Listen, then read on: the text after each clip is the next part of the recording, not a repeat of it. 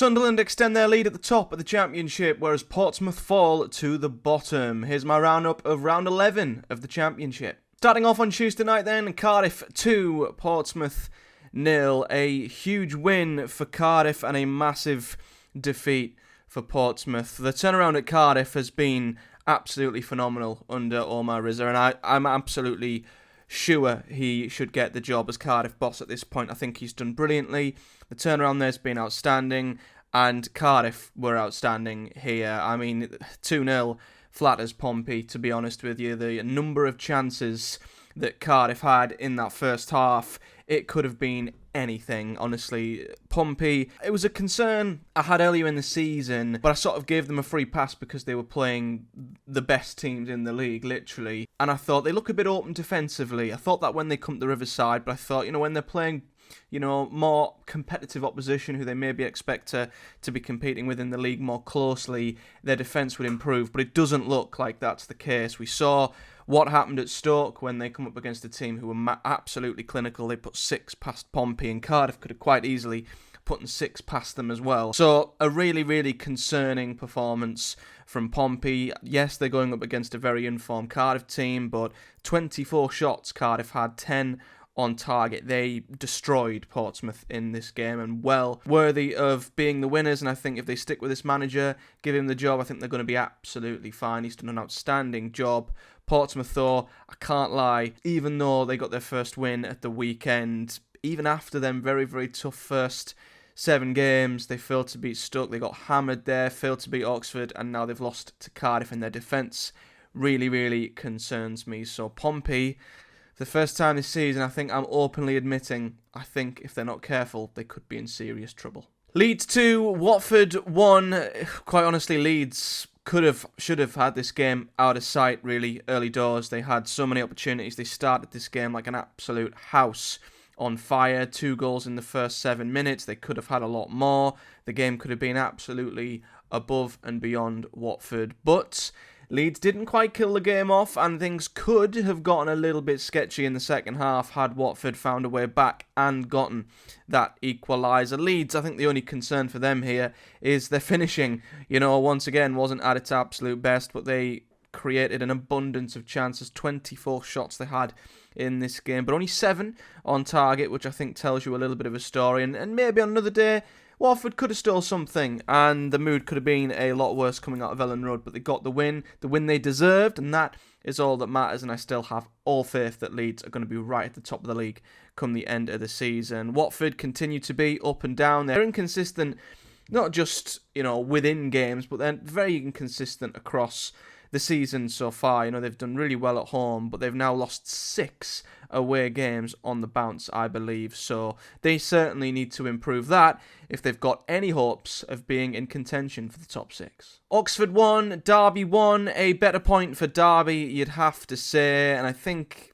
in the end, the game, I think, a draw was a fair result here. I wouldn't say there was all that much between the two teams. I think Oxford will, of course, be disappointed that they took the lead and weren't able to hang on to it like they have done in other home games. But Derby were a little bit more productive here on the road. They had more shots on target, had a higher XG than Oxford in this game. So it's much better from Derby on the road, to which they've been quite blunt at times this season, I think it's safe to say. So I think both teams will take a point. They'll still be happy with a point, but I think given Oxford's brilliant home form this season and Derby's pretty poor away form, I think they'll certainly be the happier. Preston 2, Norwich 2.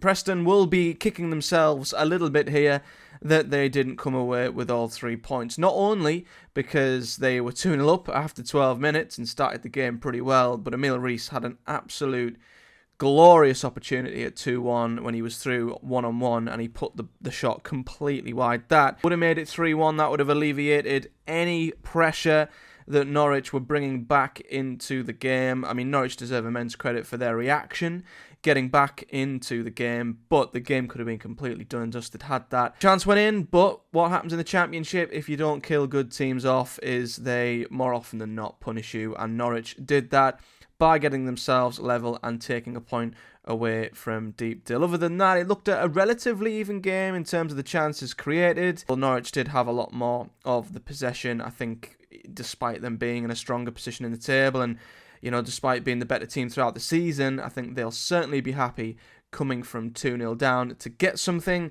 Preston, well, they're still unbeaten at home under Heckingbottom, but they'll be kicking themselves a little bit with this one. Sheffield Wednesday 0, Swansea 0 is a game that, well, happened. No surprise that this finished 0-0, to be honest with you. Swansea are now winless in 5 league games, and they've only scored twice in their last 5. That is a very, very blunt attack, and Sheffield Wednesday's isn't much better. They've only scored twice in their last 5.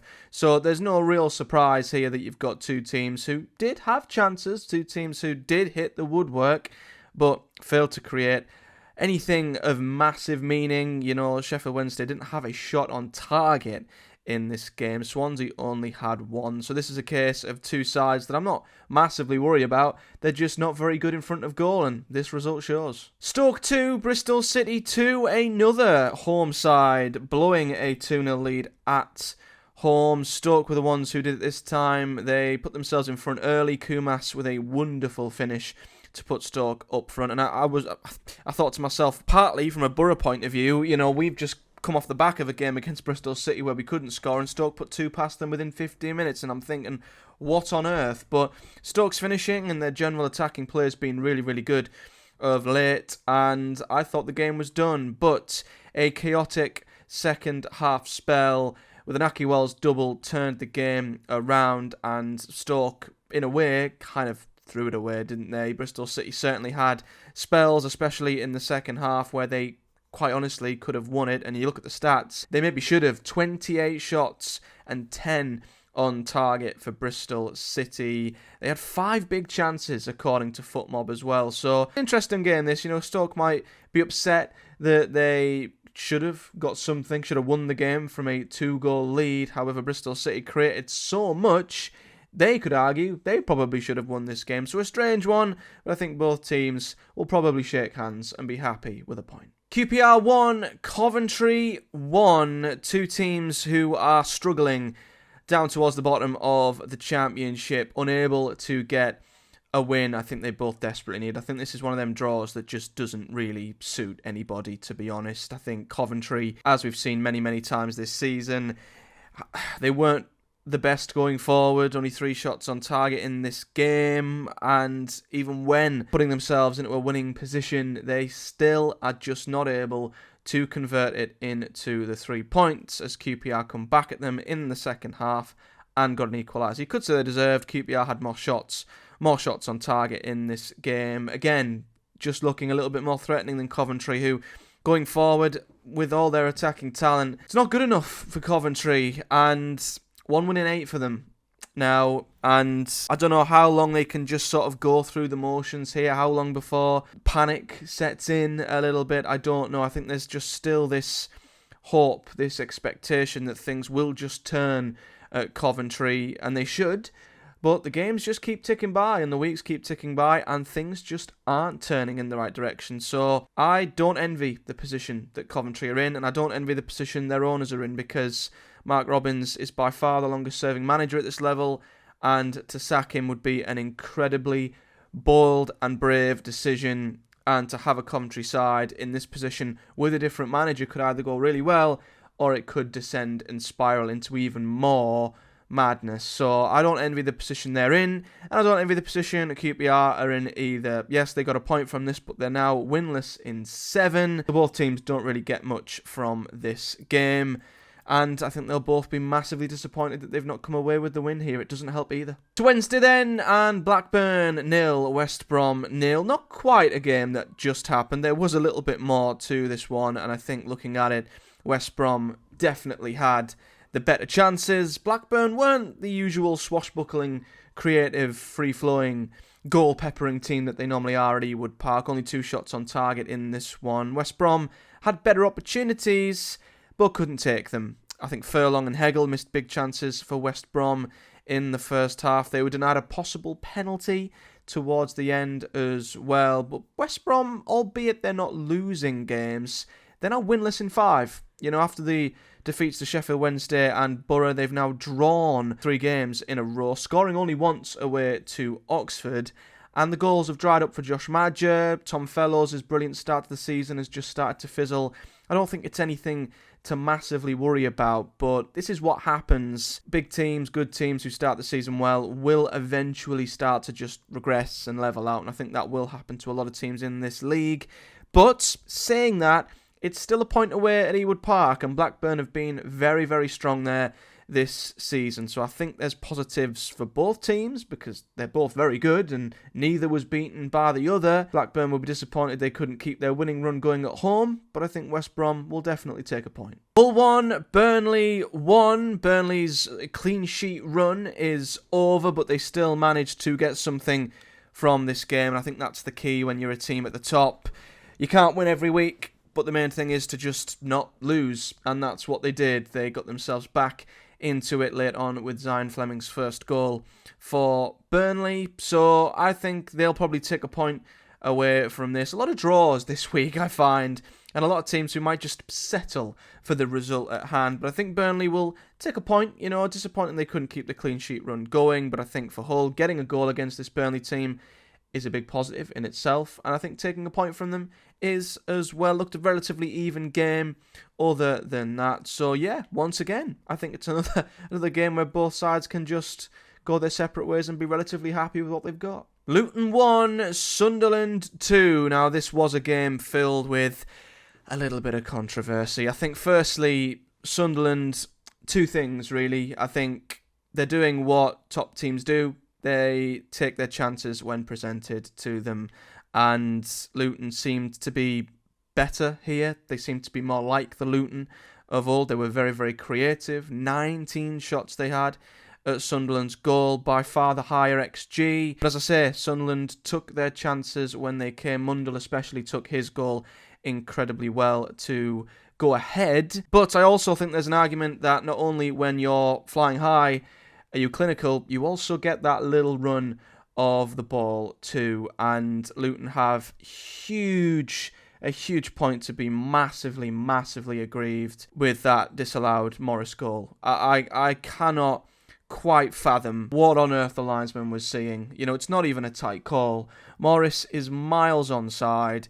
It's an absolutely appalling decision from the linesman, and I think anyone would be furious if that goal wasn't given. And it's the opening goal, so it could have changed the game massively. So Luton have the right to be massively, massively upset with that shocking refereeing decision. But I guess, again, the result maybe isn't getting Luton what they deserved on the night, but they were a lot more creative. Adebayo got himself on the score sheet, which will do him the world of good. But of course, it's massively frustrating for Luton that they, again, when they got back to winning ways, they can't back it up with another result. But I don't think that's their fault on this occasion. They come across a Sunderland side that were very, very clinical and, quite honestly, a little bit fortunate. Millwall 1, Plymouth 0. Plymouth and their rancid away record continues. They've picked up 1 point from their 6 away games in the Championship this season, so it's becoming a bit of a given at this point that they're going to lose on the road. And as I said in the last Roundup video, if they keep winning at home, that might be okay and passable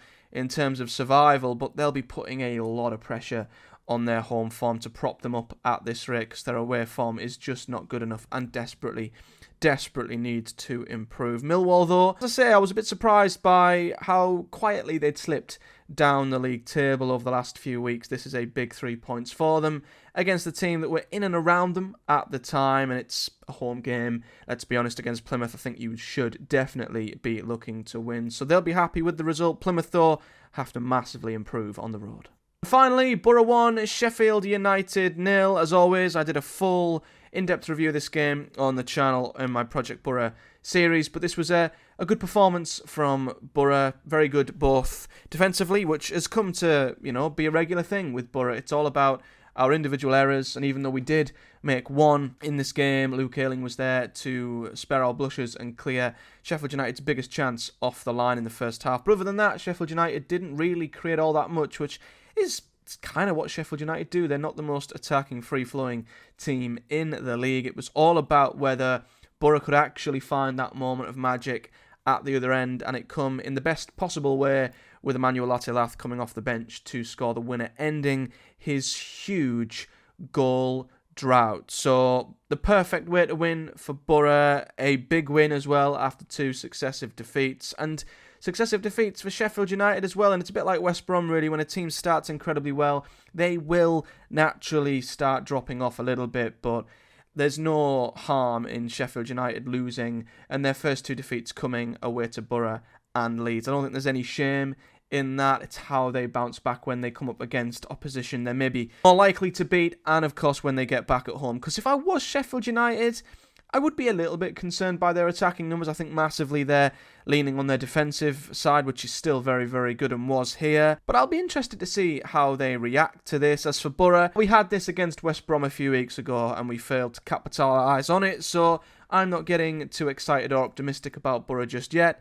We'll have to wait and see if and when we maybe back this result up and go on a run. So that's the roundup of the Championship this midweek. I'll try and get a prediction video out for the weekend fixtures. Of course, again, a massive quick turnaround on that. So, yeah, by the time this goes out, might not have time to produce a prediction video for the next round. I believe, looking at the matches, there is a Friday night game, and I'm recording this on Thursday afternoon, so yeah, there probably isn't going to be a time for a prediction video, unfortunately, this week. But as always, I'll be back to preview Boro's next game against Norwich and round up all the results from the Championship this weekend. So do tune back into the channel then, and to do so, like the video, it really supports the channel out, but do subscribe so you never miss when a video drops, and hit the bell too so you are notified. Do comment below with your thoughts on your team's result during this midweek, and a quick look at the league table